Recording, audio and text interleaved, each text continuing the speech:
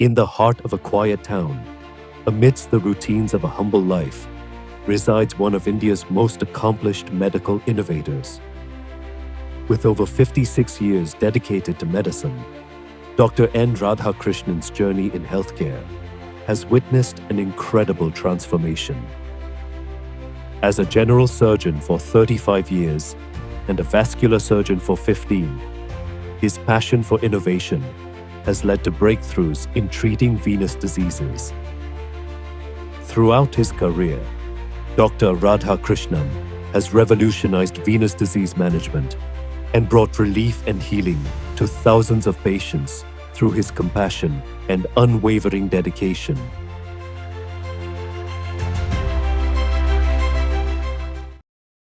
I was born in a small village in Chethipuzha,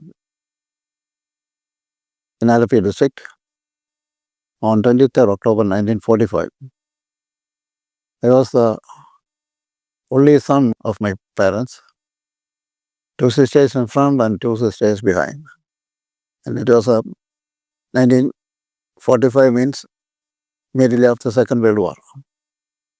So the whole village was actually starving for food or clothes. And our family had to support all these people. So I had the privilege of experiencing the difficulties of the human being, especially in a critical situation where hunger and a house for residing or even sufficient clothes for wearing. Nothing was there, almost 3/4 naked. And this untouchability was also there in the society. So as I grew up, there was a separation between the village people and our family members. And I had the fortune to have my primary education in our own school, Muriamur LP school. My grandfather started the school in our village for the first time. And that is the initiation of education in our village.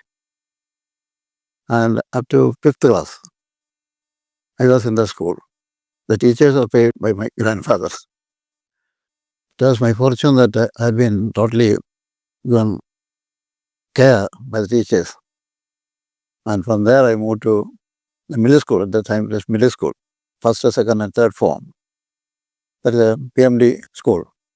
From there I moved to the high school that is managed by the Catholic community.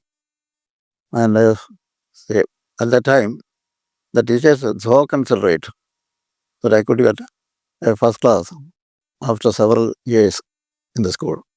Nowadays we get 99.9% pass or even 100% pass, and 99% marks also. But at the time, only hardly 40% of the students will pass. And most of them believe their education by the time. And not only untouchability, jobless, starvation, everything was there. So after independence, slowly it improved. And by that time, because of the high mark that I got in SSLC, family members were very particular that I should join the University College Trivandrum for my higher studies. Thus I had my pre-university as 1-year course in University Intermediate College Trivandrum. I got very good marks. I was very particular of joining for engineering. But my family, my grandfather and almost everybody predecessors, and even the new generation are all Ayurvedic physicians. So they had decided to go for medicine. I was least interested. My father was a training school teacher. So his desire was to continue education in University College and take a master's degree in English and become a professor of a college. Or go for the competitive examination, administrative, AS or IPS or IFS, just like P.S. Srinivasan. Because his father and my father were working in the same school. So he was 3 years elder to me. So my father wanted to follow his path. But I was not interested. I was very particular that I should join for engineering. See, at that time, we can, with the same marks, we can appear for medicine or professional courses. And the applications were duly filled up, and father gave me for a posting in the nearest post office. It was at the time of heavy rains in June.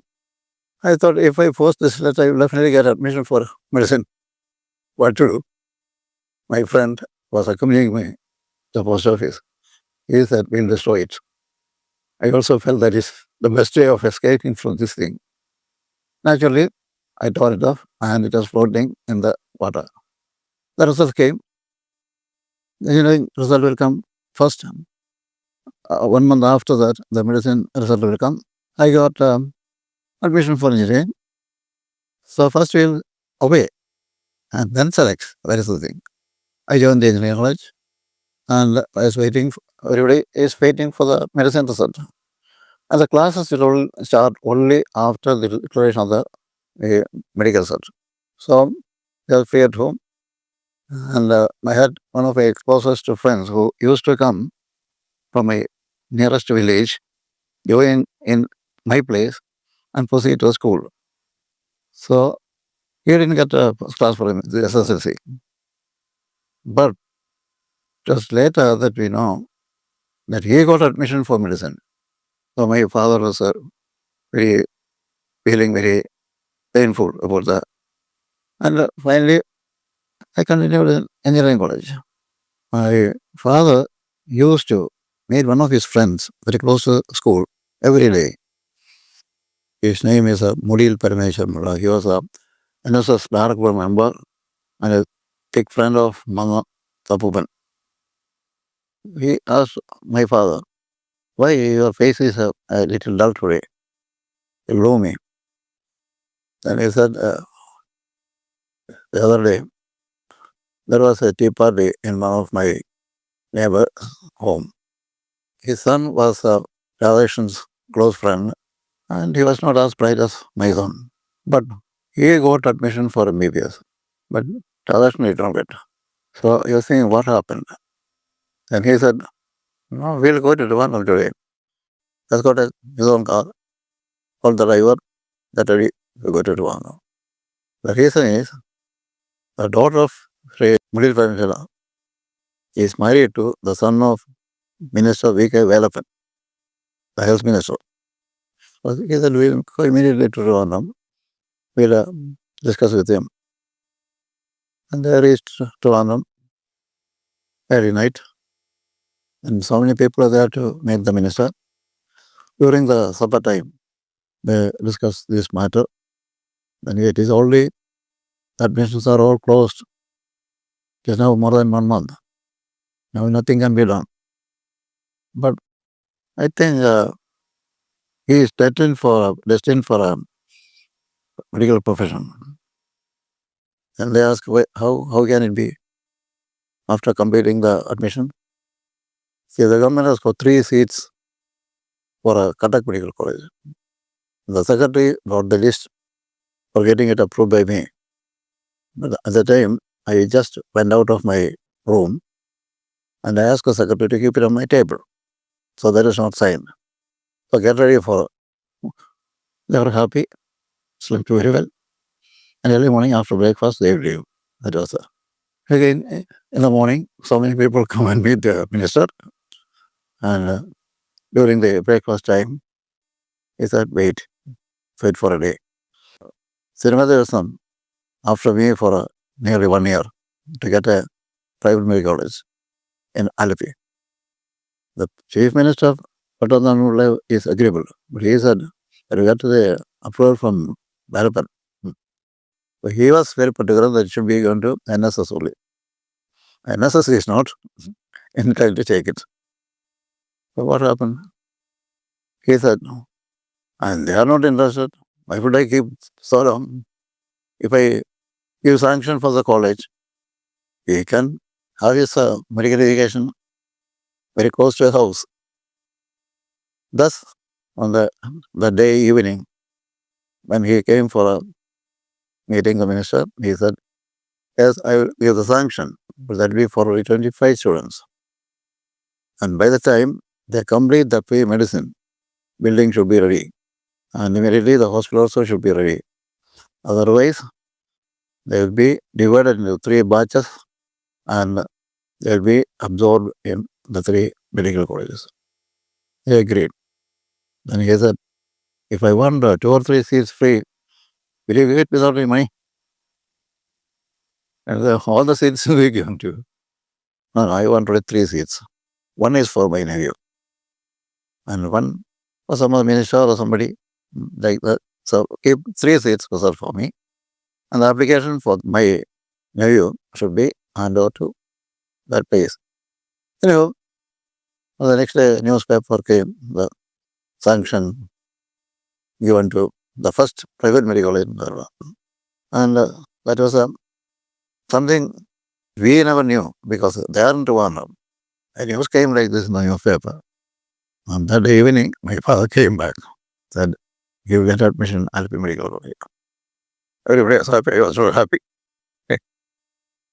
I was the first person, or even the Alpi Medical College was actually got sanctioned only because of this problem. And I was the first person to join the college. And after completion of that pre-medicine, the medical college, not the hospital, a part of it was finished, so they started there. But because there was no proper facilities in the college, not like that, within 1.5 years, we had to go for the clinical side. So the students started strike. More students were admitted. After we completed the pre-medicine, those people after BSc, they appear for a condensed course and they can join. So there were 60 people at the time. So they started, at least, they started strike. And finally, the government was forced to divide us into 3 batches.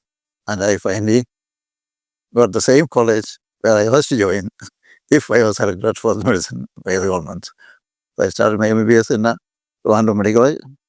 And I had my MBBS from Trivandrum Medical College. When I was doing MBBS, I was not at all interested in surgery. But somehow or other, it was God's blessing that I got the highest mark in all 3 medical colleges. And I got the seat on merit. At that time, very few seats, only 3-4 seats in the merit quota. And I got it, a government of India scholarship, as well as a stipend from Kerala government. And by doing MS, I was not at all interested in varicose vein and this. And now, see, it was his destiny that made me become a vascular surgeon, a renowned vascular surgeon, an international faculty member now on this day. There is a story how I got the highest mark in surgery at the time when I completed my MBBS. During our days, the postgraduate director will take classes only for postgraduates. And no undergraduates should be even seen by the director. But a new professor came, surgery. That was none other than the famous Professor C.K.P. Menon. Before he joined Trivandrum Medical College as postgraduate director, he was a Major General in the Armed Forces Medical College. From there, after retirement, he was working as the Dean of the Madras University. And by the age of 70, he joined Trivandrum Medical College as the postgraduate director. He was very active, very academic, as well as a renowned surgeon. And he was always with the students. When he joined the department, he said, those students who are posted in our unit, MBBS students, they should also join the PGs, and take classes. And thus, we 3 people had the privilege of working with him. As always keeping us in his close his hand.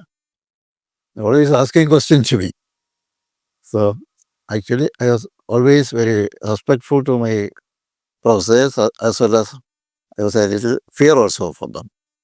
But I felt as if that is my grandfather holding me.